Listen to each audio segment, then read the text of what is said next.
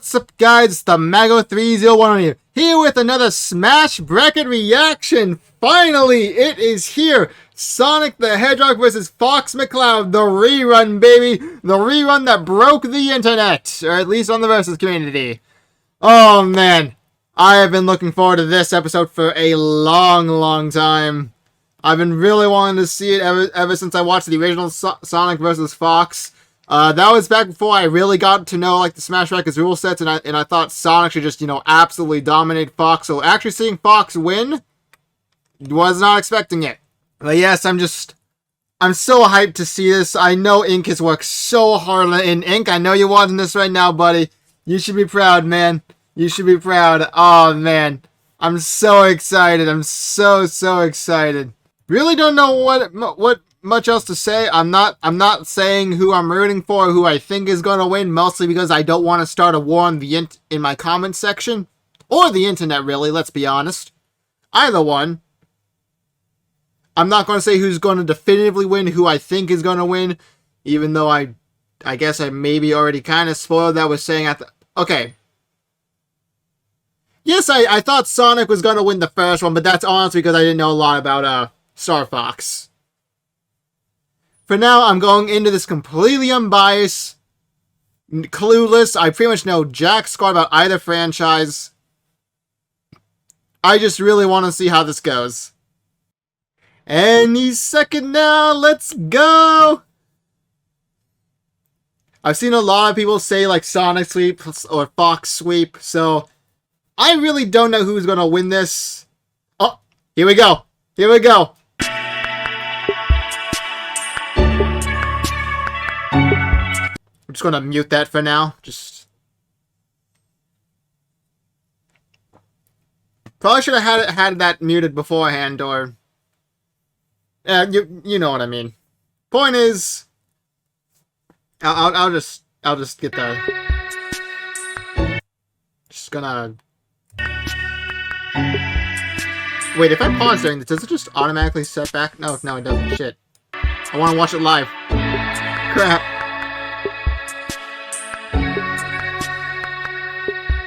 Oh, and my phone just notified that it was premiering. Huh. I think you're a bit late on that. Just one last check to make sure everything is correct. And we should be good to go. Volume should be at halfway. Alright. Here we go. 5, 4, 3, 2, 1. Let's do this. Who would win in a fight between Sonic the Hedgehog and Fox McCloud? I'm Ink and this is Smash Bracket, the show where we put every character from Super Smash Bros. Ultimate into a giant animated fight I have the volume way too low. Who's canonically the strongest. This episode is the second in what a line of remakes of our earliest Ink, what is that? Updated research and new animation. We heard your concerns last time, so this time around we've reevaluated everything from the ground up. This time we're really going to get into the nitty-gritty details and finally find out once and for all who would really win between Sonic the Hedgehog and Fox. This is going to be so cool. We're going to talk about the most famous hedgehog of all and dive into the Sonicverse.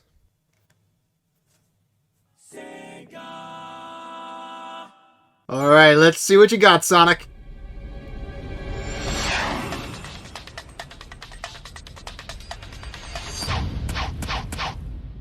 Alright, let's run this one more time. My name is Sonic. Sonic the Hedgehog. I'm the fastest thing alive. Quality, all right. For years, I've been the one and only Blue Blur. Just gonna...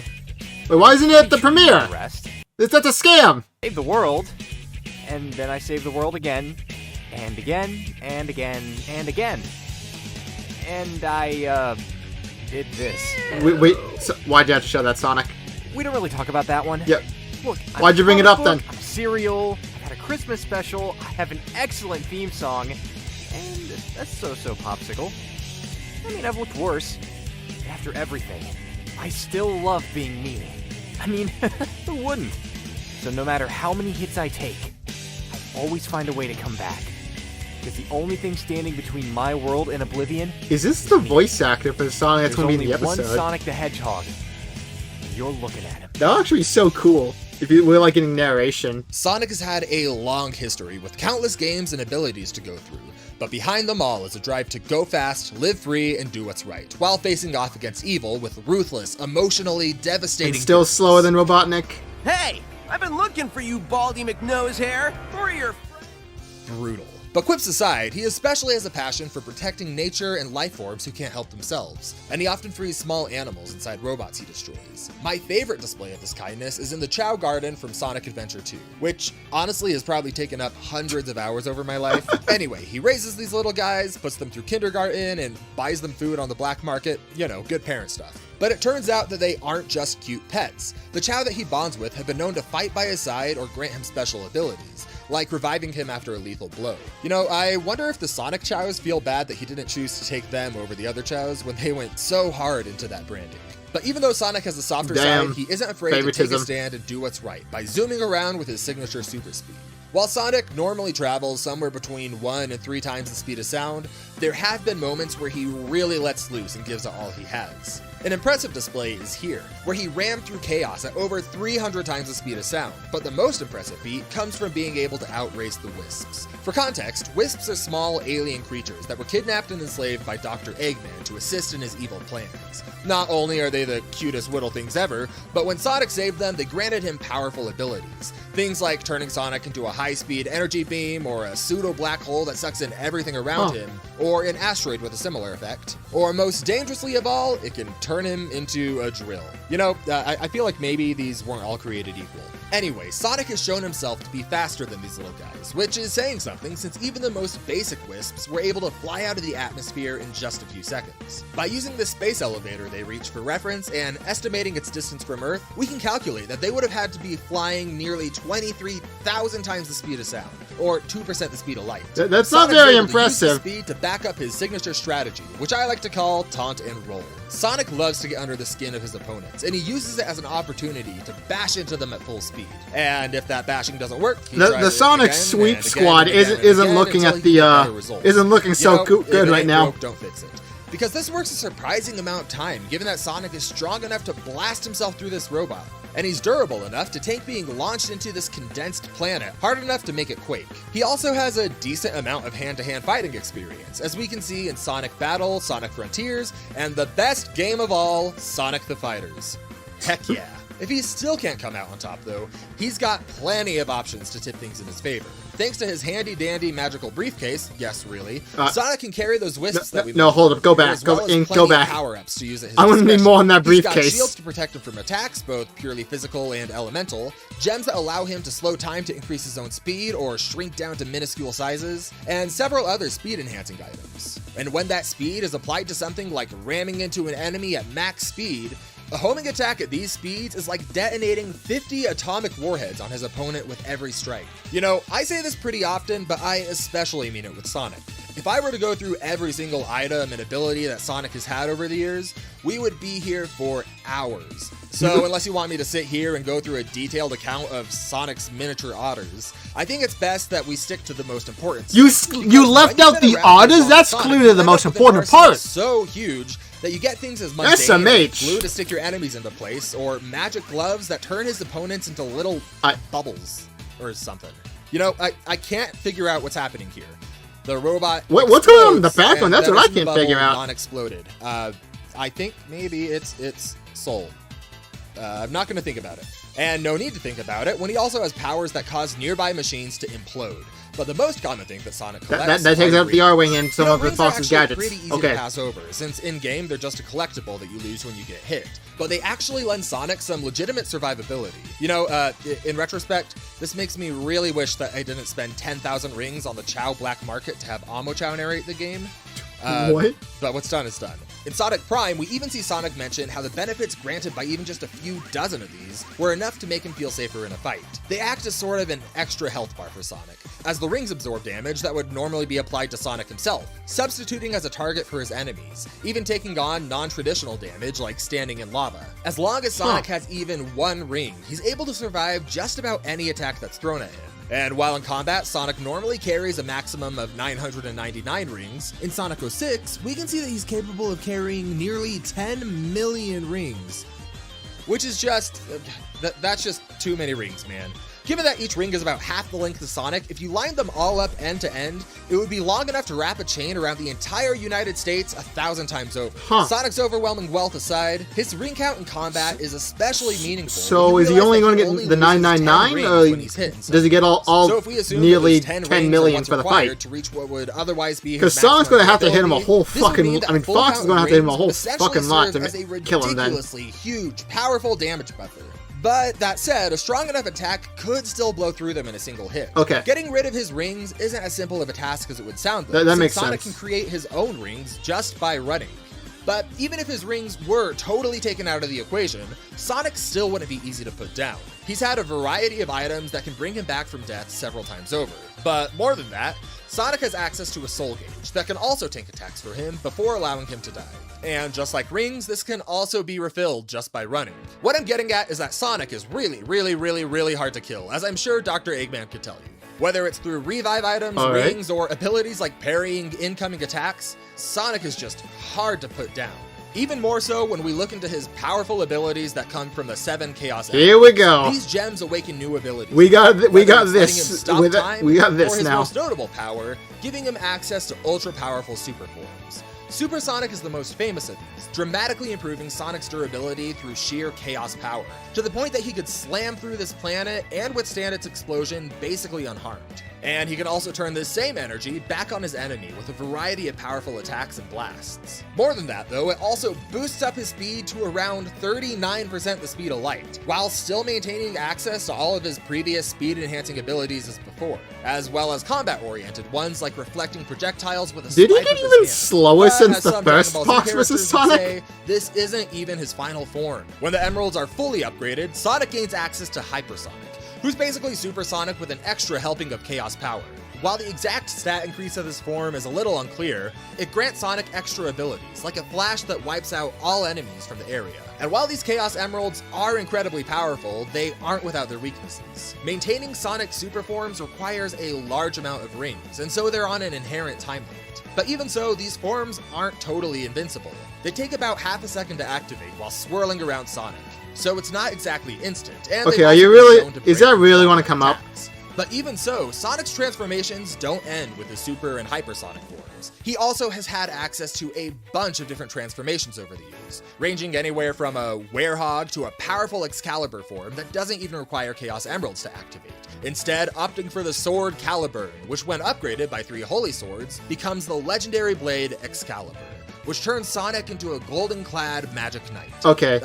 You know, I want to see that. I can't tell if this looks awesome or stupid, but I think it might be both. It looks awesomely stupid, yes. Unstoppable blue blur. Even when existence as we know it was threatened by deadly enemies like Solaris and Time Eater, Sonic was there to stop them.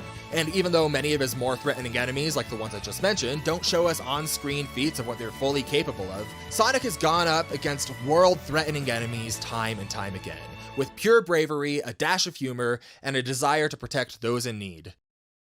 In the Lilat system, stories have been told for decades about a legendary mercenary who 10 minutes for Sonic alone. Oh boy. Guard the universe from destruction, with little thought to their Let's see what you got, Fox. This person was said to be the best of the best, the kind of fighter who made villains tremble just by hearing his name. This was Fox McCloud. All right, boys, let's rock and roll. As a child, Fox wanted nothing more than to be just like his father, James, who was the head of an elite mercenary team called Star Fox. But one day, after an investigation into bioweapons went south, James lost his life in a battlefield. This just goes to show you that if a guy like this asks you to go on an investigation for a dangerous bioweapon, far out of the reach where anyone could hear you scream, just say no. Fuck you, the accident Shitma. not only killed James, but it also ripped a black hole in space that swallowed up an entire meteor field.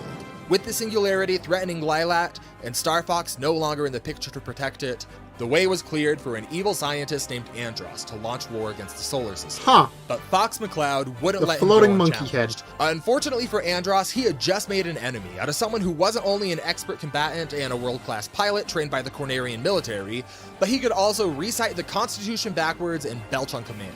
Andros should have been shaking in his boots. While burping your way through the Constitution is certainly impressive, what's almost as dangerous is Fox's mastery of combat. In his training, he learned how to fight in hand-to-hand combat. Could Sonic disable the machinery take out Fox's such legs? As guns, swords, and a staff. He was so capable that not only could he hold his own in a trial of the gods to test his combat skill with the staff, but the staff was also capable of shooting fire, ice, creating earthquakes, and making Fox completely intangible while holding still. Fox was skilled enough to utilize each and every one of these abilities in a fluid stream of combat, even being able to fight through horrific hallucinations that manifested Fox's deepest fear, which I guess was raptors that could turn invisible. That's so oddly specific. Man watched too much Jurassic Park as a kid. His own skill to defeat Andros, so he recruited 3 other team members to reform Star Fox and lead them to victory. Each of these pilots brought a new set of skills to the team. Slippy was an ace mechanic and weapons expert. Thanks to his talents, Fox was also able to use a huge variety of weaponry that Slippy and his father helped develop. Missile launchers, Gatling guns, sniper rifles, grenades, cluster bombs, and I just saw Wolf get taken out. Demon Sniper, Demon Launcher, and the Fireburst Pod. Each of these is able to take down an R-Wing in a single shot, but even his most basic weapon was deadly, his laser blaster. Similar models to Fox's were able to completely vaporize carbon copies of Andros, while Fox and his crew were adventuring as a group of ragtag pirates. Long story. Anyway, to vaporize something of this size, it would require the energy of nearly 5 tons of TNT, which is packing a heck of a punch for something so easy to fire. And Fox can mix these in with utility items like invisibility, jetpacks, and turning into a dinosaur, which Slippy really just threw together in a few seconds and then airdropped it to Fox's watch while he was in prison. But dinosaur powers and base weaponry aside, the team also developed dangerous items to use in their training together. Things like invisibility cloaks or transposers that swap the pilot's positions with their enemies to set up trick shots, or deadweights which completely bring things that they touch to a halt, or the Firebird, which engulfs the ship in flames and instantly kills anything near it. Thanks to Slippy, Star Fox had a solid foundation to take on anyone that they need to, which brings us to our next pilot, Falco Lombardi. He was one of the few flyers in the galaxy that could give Fox a run for his money in a dogfight, being just as good, if not better than him. Between their combined skill, the Star Fox team was able to push their flying skills to a whole new level. More than anyone else, Falco was willing to go for maneuvers that other pilots would be way too scared to even attempt. Things like flying into his own attacks to launch them at even higher speeds, which is really saying something because these ships are fast. In Star Fox 2, they were able to traverse the entire Lilac system in a matter of minutes, which would require a travel speed of nearly 190,000 times the speed of light. Yeah, that just blasted everything Sonic has out of the water in intense speed. Which would bring them up to over 670,000 times the speed of light for travel. This was no sweat for the R-Wing in their corridor mode, a form of the ship that allows them to fly at full speeds in a relatively straight line. But in order to have combat maneuvering, they needed to activate all range mode, which still was able to travel at speeds of nearly 40 times the speed of light after modifiers are applied. That said, having dogfights at hyperluminal speeds like these means that every single turn in combat would be taking them over hundreds of thousands of miles, making this max speed a little unwieldy in a fight. That doesn't decrease their overall travel speed. I mean, they were still fast enough to outrun a massive planet exploding, turning what would have been lethal damage into barely enough energy to wipe out a fifth of San Francisco by the time it caught them. That is not what I would have expected from a planet exploding, but they got really far away from the center of the explosion before it caught them. But despite these massive Sonic's travel probably speeds, dead. Falco and Fox also showed us what R-Wings are capable of in very tight quarters. In the comic with a very strange name, Farewell Beloved Falco, Fox and Falco get into a dogfight to see which of them is the better fighter. Near the end of the fight, Fox drops this, which appears to be a variant of the light torpedo used in the Star Fox submarines. By the time it took the explosion to fully form and expand, Fox and Falco were able to have a battle pulling out all the stops that they had. So how fast was this? When comparing the rate of this explosion to what we see from the light torpedoes in Star Fox 64, and accounting for speed modifiers, Fox and Falco and their R-Wings would be capable of maneuvering at 2,090 times the speed of sound. And we can also see Fox and Falco themselves maneuvering at incredible speeds here. By looking at the speed, Falco would have to move here to bring his arm up to his face and then back to his steering mechanism before his ship passes through the explosion. He'd have to be moving nearly 46 times the speed of sound, which honestly sounds like a bit of overkill for Fox needing to dodge dinosaurs in his very next adventure. Velociraptor, more like Velocity Raptor. yeah, it's a work in progress. But over the Why did I years, this laugh at rivalry that? between Fox and Falco only grew more intense as the team obtained newer and newer ships. Things like the Black R-Wing, which increased their power threefold, or the Light R-Wing, which doubles their speed, while the Armored R-Wing doubles their defense. The R-Wings also possessed the ability to reflect projectiles with their signature barrel rolls. And later they obtained a reflector shield to launch attacks back at their opponents for up to 15 times damage with every reflection. These were all possible thanks to their signature G-diffusers. I mean, Sonic doesn't really G-diffusers are have the lifeblood of the armor. range It allows them to attacks. instantly He's mostly just, accelerate and you know, ramming decelerate, while himself, also so shrugging that off really devastating doesn't attacks. come into play. And although it is weak to sustain damage over time, or many weaker attacks, it is really, really good at shrugging off one attack at a time. Plus, No Sonic ships just were has more so many dangerous than the ones the fucking team obtained ways in to just Starlink during the not Battle of die. Atlantis. When meeting with space adventurers in another part of the galaxy, Star Fox gained the ability to fully customize their ships on the fly with all sorts of new weapons. Time stops, temperatures approaching nearly absolute zero, or temperatures that are hot enough to melt steel, speed-sapping vortexes, or the ability to turn their ships into battering rams to add elemental damage on top of its physical power.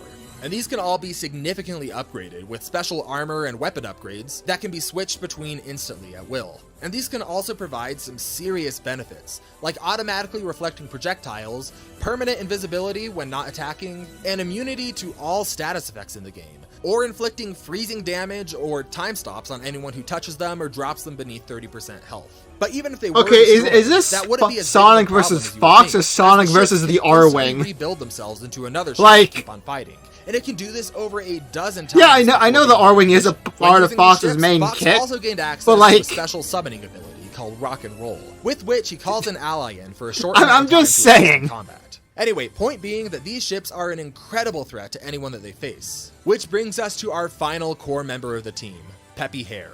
Peppy was on the original Star Fox team with James McCloud and has far more experience than anyone else in the crew. He led the team to victory time after time and became a mentor figure to Fox. With his expertise, the team learned how to use their pre-existing abilities in new and lethal ways. For example, the team developed a signature final attack that nobody would ever think of doing for some reason. Fly your ship into something at maximum speed. Which, honestly, if done at maximum speeds, is incredibly damaging. And I think that that's called a damage could be boosted kamikaze. even higher with custom armor and Starlink, making its output equal to 2.48 zetajoules per centimeter squared. That would be like hitting you with a bullet with the force of 38 million nuclear warheads behind it. In their all-range mode, they Okay. can even fly into That's meteors at their a maximum lot of nuclear speed, warheads. for a durability equal to 866 megatons of TNT per centimeter squared. And that's before even applying durability modifiers. Peppy's guidance mixed with Fox's own strategy allowed Star Fox to take on universe-threatening foes. It probably helps that 90% of the time the best strategy is shoot the glowing things that come out and circle around the boss as fast as you can, but I mean, no need to look a gift alien in the mouth. Yeah. Together, the Star Fox team fought through thick and thin, defending the solar system and eventually taking down Andross and avenging his father's death. But there was still one force that he was never able to beat. The 80-year mortgage that Fox inherited from his dead father for the Great Fox. Holy crap, that puts Tom Nook to shame. But anyway, despite Plot the twist. losses That he is was Tom doing, Nook. he was finally able to That do is the job Tom and Nook. show that He really started a was the space best of the program best. as well. But that didn't last long. A few years later, he'd be forced to fight battles against beings capable enough to rip apart planets. And along the way, he met the final permanent member of Star Fox, Crystal. Fox and Crystal instantly fell in love at first sight, which you can tell from the romantic saxophone music that comes out of nowhere when Fox lays eyes on her. Wow, she's beautiful. Fox vanquished the threat on her planet and won her affection. And he was able to do this thanks in part to creatures called Baphomet, which can revive Fox after a lethal blow 9 times in a row. During this adventure, Fox 9 had pretty much times? run out of money, and his group's equipment was at an all-time low. But the R-Wing still packed a serious punch. In a single shot, it could vaporize an entire meteor. And with a smart bomb, it could do the same thing to 23 meteors, which is doubly impressive when you realize that Fox himself is able to tank these same smart bombs with almost no issue, which would require enough durability to withstand over 5 atomic warheads hitting him head on. But the peace after this battle didn't last long, and soon the galaxy was under attack by another alien species called Aporoids that posed a threat to the entire universe. There were more stakes than there had ever been, and in this fight, Fox pulled out all the stops to save the day. But he lost many friends along the way, and was even forced to shoot down his own commander before wiping out the species and winning the war. This left Fox emotionally traumatized. He lost his father, he was forced to shoot down a lifelong friend, and he led his teams into a battle that nearly cost them their lives. This took a serious toll on the team, causing each of the members to leave Star Fox for good. And when the universe came under threat a few years later, Fox was at an all-time low. He'd pushed away the only woman he'd ever loved, cut off ties with his best friends, and almost certainly never paid off that 80-year mortgage. He was not in a good place. Tom Nook's going to come with But interest. in spite of the depression, he managed to pull himself together just enough to save the universe one last time. And in the battle to do so, he managed to reforge his old friendships and reconnect with Crystal. And he even went on to start a family with her. Oh, Fox's good for story is him. one of perseverance through devastating loss and grief that nearly cost him everything that he loved. But through it all, whenever danger showed its face, Fox would still be there to defend those who relied on him with a skill and professionalism that was nearly unrivaled by all. And he did this by relying on his friends, trusting his instincts, and never giving up. Alright, now that our fighters are set, Yep. I want to take a quick minute to tell you about a way that you can seriously step up your video editing skills. I know many of you either create your own videos or want to create your own videos, and that's why we partnered up with Mr. Horse's Animation Composer and Premiere Composer. I seriously use these all the time, and it saves me literal hours. Alright, while Let's he's say I wanted talking, I to guess show it's something my turn to talk. I don't know. Waluigi pops on the screen, jiggles like Jello, and then shrinks out of frame. Normally, I'd have to do this step by step, keyframing every single part along the way, but with Animation Composer, Alright, I just need so I think it's clear Fox has pretty much all the advantages in the R-Wing. Sonic's main condition is taking out the R-Wing, and Sonic and Ink specifically did say he had that thing that can take out machines. And Supersonic, okay. Fox only wait. Let's get into the fight to find out who will advance on to the next round of the Smash bracket and who will be eliminated. I think Sonic's gonna win. That's my final guess. I think it's gonna be the why isn't the premiere thing going away? Why is this not going away? Please go away. Oh, thank you.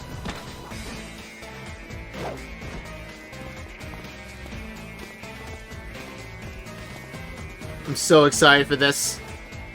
Gotcha. We were right. The thief was too fast to hit. Nice job, McCloud. Hey, don't forget who kicked your butt on Titania. You know, if you wanted a good shot of me, you could have just asked. Oh yeah? I'll put it in your obituary. Unless you hand over those gems you stole, then you can run back home. These? Thanks for gathering the others for me, but I'll be taking them back now. These aren't toys. There's more Come worlds on. at stake here than you can I can't possibly wait. imagine. Saving the universe? Is it Tuesday already?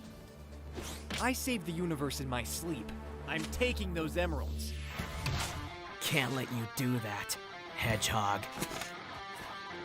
Let's do this. Oh, where's my 3, 2, 1 go? I feel scammed. I already lost Death Battle's fight. I can't lose this too. Let's rock and roll, boys. Destroy that space elevator. He's not getting away again. You got it, Fox. We've got this one, Starbuck. That'll be harder than you think.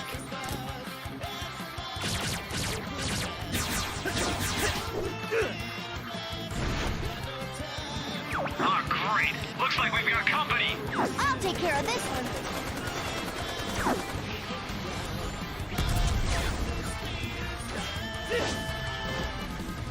Oh, this is going to be so good. Also, sorry, Tails, but I think you're kind of outmatched here.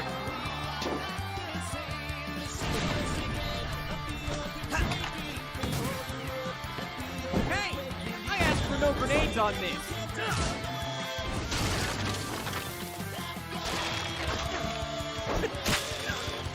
Man, you're not even fast enough to beat my dust. I think you need to cool off.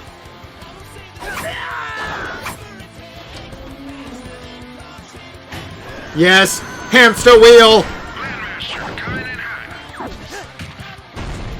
Spin the Ferris wheel.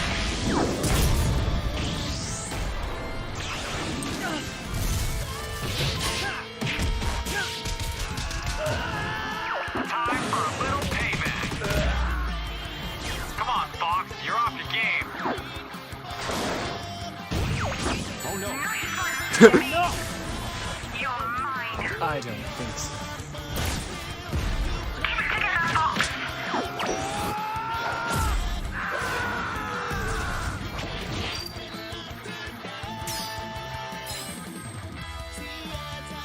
Alright, here we go.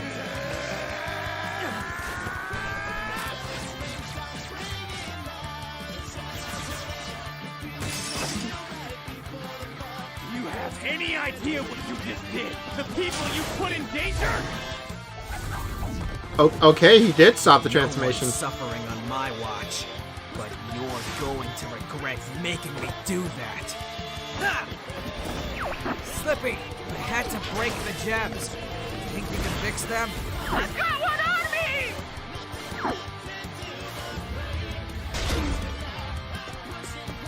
Okay, it's the slowdown thing, the slowdown thing. Fox reporting in. Target is down.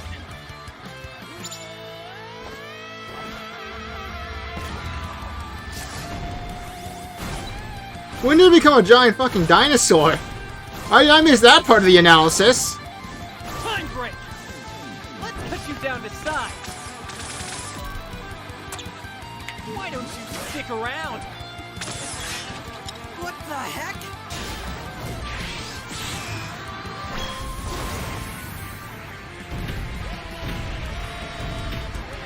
Okay, that's the Black R-Wing, I think. You ready, Caliburn? Give it everything you've got. Oh! Let's do this! That's cool!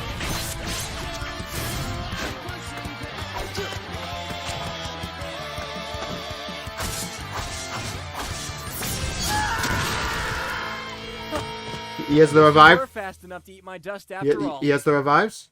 Now, time to track down those shards. Sonic 1? After 10 Let's go! years, Let's go, Sonic! It is finally done!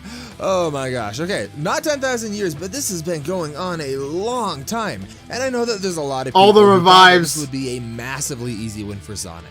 But to be honest, he narrowly takes this win here, and there's a lot of complex interactions. It's all the revives and the machines For breaking, example, I if know you look it. at the stat breakdown, you can see that Fox had a slight advantage. He has more edges and stats than Sonic. Yet we also immediately run into one of the biggest complications for this match. Each character has two pretty distinct forms that they can fight in. For example, Sonic has Supersonic, or his other transformations, and Fox has the R-Wing, or his other ships. And these forms have drastically different stats, so rather than being able to compare the stats directly like we do in most fights, this match is almost like a tag team where the fighters can swap out with a partner. In order to get a grasp on how this fight would play, we need to look at each individual possibility and figure out how each scenario would go.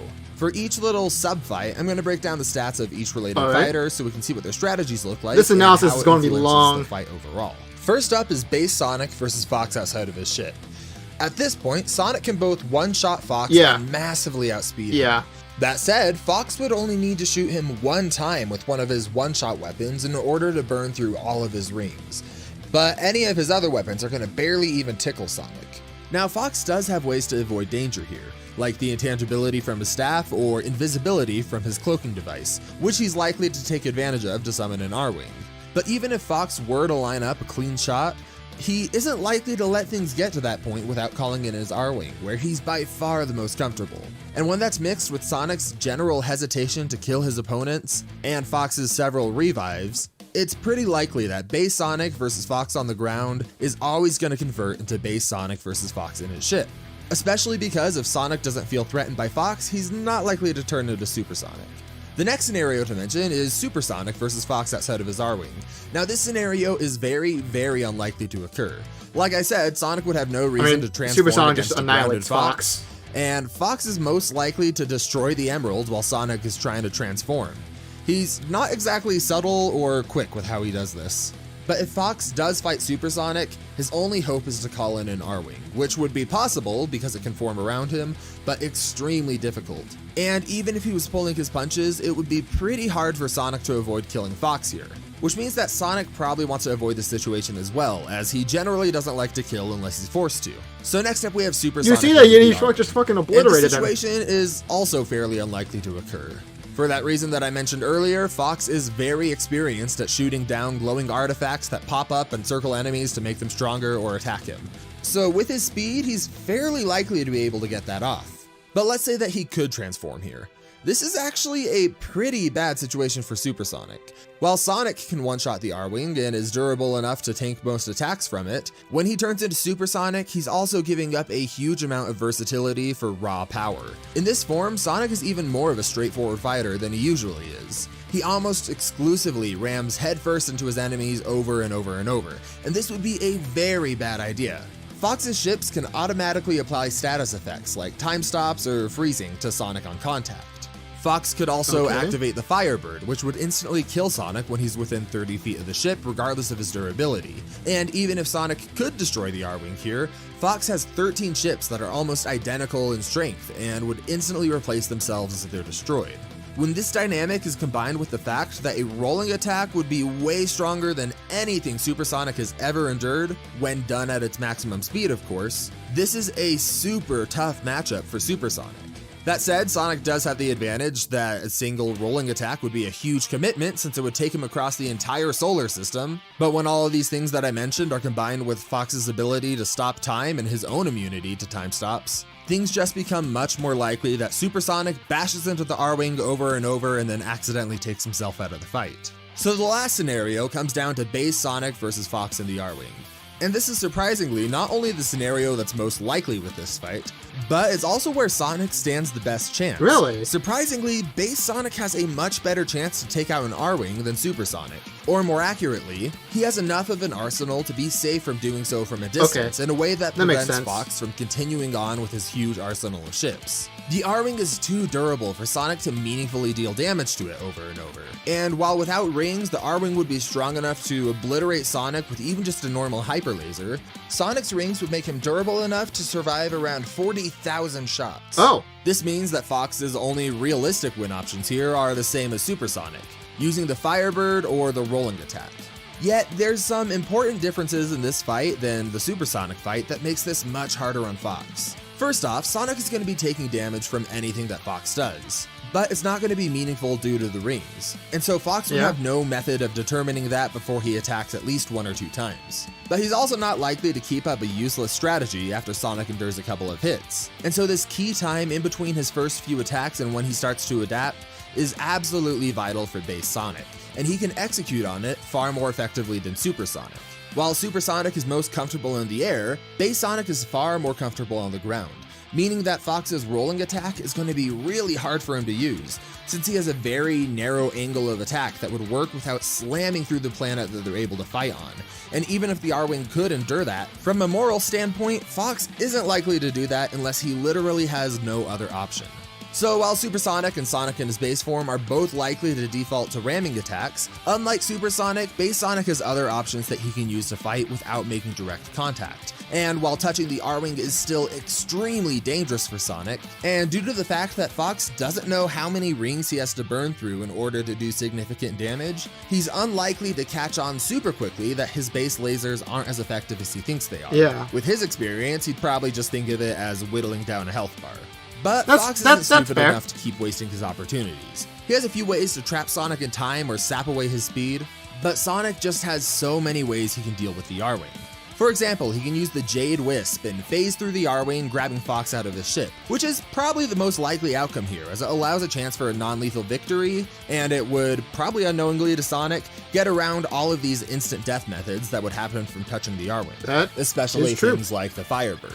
But should he decide that he does need to finish things lethally, which again, he's not super likely to do, he could use things like the Violet Wisp or Ring Time or Detonate, any of which would instantly destroy the R-Wing. Exactly. And the first two would probably take Fox along with it. Now, this doesn't mean Now, that that's the what I R-Wing was doesn't saying. have some significant advantages here. For example, it can turn invisible for up to 4 minutes. And Sonic honestly doesn't have a great way to deal with this. But for the same reasons that I mentioned earlier, Fox is likely to waste his first few opening shots on his standard arsenal. Meaning that even if he can't see the R-Wing, seeing that these lasers are being blasted from a very specific place gives Sonic that prime window between the first few attacks from the R-Wing and when Fox starts to adapt. Given his superior speed and ways that he can enhance his thinking time, this small period is likely going to be all he needs for Sonic to figure out how to destroy the R-Wing. Overall, this fight is incredibly close. Star Fox as a series isn't talked about super often within the Versus community, but it's a serious threat and Sonic narrowly took the win here. In the end, Fox is a better strategist, and against Plot a twist, slower Sonic was opponent, sent by he'd be Tom able Nook to end collect the that fight debt. instantly.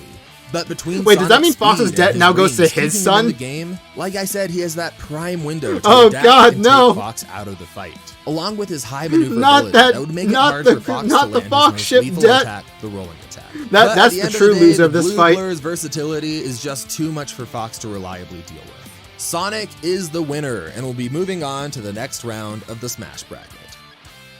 Next Oh, I bet time the on comment Smash Bracket. comment section is just wonderful. Alright, Red versus Ness.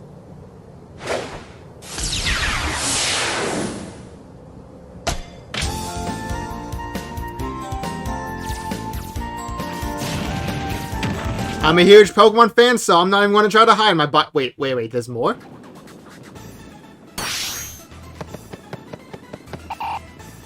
Oh, he's not dead. Alright, buddy, let's get you back to your friends. Good boy. This is gonna take a while. Wait, Joker? Wait, no way! No way the next matchup is Sonic versus Joker!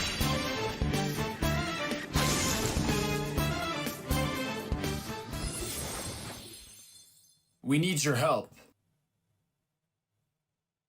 Okay. I still think that the next Joker matchup is going to be Joker versus Sephiroth. But yes, that is it! We have done it! We've finally reached the end of Sonic vs. Fox. We're totally never going to hear about it again! But yes, that was such an amazing video. I absolutely loved it. Absolutely loved it. I know there are some people who are not happy about this, and I imagine even the comment section of my video is not going to be spared. But yeah, that's all I have to say for now. Remember to like, comment, subscribe, and like, comment, subscribe to Smash Bracket as well. Original video will be in the description. But that's all I have for now. So until next time, see y'all!